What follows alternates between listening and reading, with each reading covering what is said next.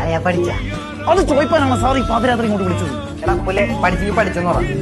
ആ പഠിച്ചു 3 തവണ റിവിഷൻ കഴിഞ്ഞു. ഇനി പഠിക്കാൻ ഇവിടെ ബുക്കൊന്നും ഇല്ലാത്തതുകൊണ്ട് കൊച്ചിന്റെ കൊച്ചിന്റെ മലയാള പാഠാവലി പഠിക്കാൻ പോകും. എക്സാം സമയത്ത് കുട്ടികളിൽ കാണുന്ന ഒരു പ്രതിഭാസമാണല്ലേ ഇത് ഒഴിവാക്കാൻ നമുക്ക് 4 ടിപ്സ് നോക്കിയാലോ? ചോദ്യം ഇതാണ്: തമിഴ്നാട്ടിലൂടെ മാത്രം പ്രവേശിക്കുവാൻ കഴിയുന്ന കേരളത്തിലെ ഏക വന്യജീവി സങ്കേതമേത്? വന്യജീവി ആന. ഒന്നാമത്തെ പോയിന്റ് എന്ന് പറഞ്ഞാൽ ക്വസ്റ്റ്യൻ കൃത്യമായി വായിച്ചതിന് ശേഷം മാത്രം ആൻസർ ചെയ്യുക എന്നുള്ളതാണ്. ഇന്നലെ ഒരു സംഭവം ഉണ്ടായി, കേൾക്കാൻ താല്പര്യമുണ്ടോ നിനക്ക്? ഒന്ന് ഇറങ്ങി വന്നാണ്ടാ വെളിയിലോട്ട്. സൂപ്പറാണ് വീഡിയോ. രണ്ടാമത്തെ പോയിന്റ്, ഇതുപോലുള്ള ഫേസ്ബുക്ക്, യൂട്യൂബ്, ഇൻസ്റ്റാഗ്രാം പോലുള്ള സോഷ്യൽ മീഡിയ പൂർണ്ണമായിട്ടും ഒഴിവാക്കി നിർത്തുക എന്നുള്ളതാണ്.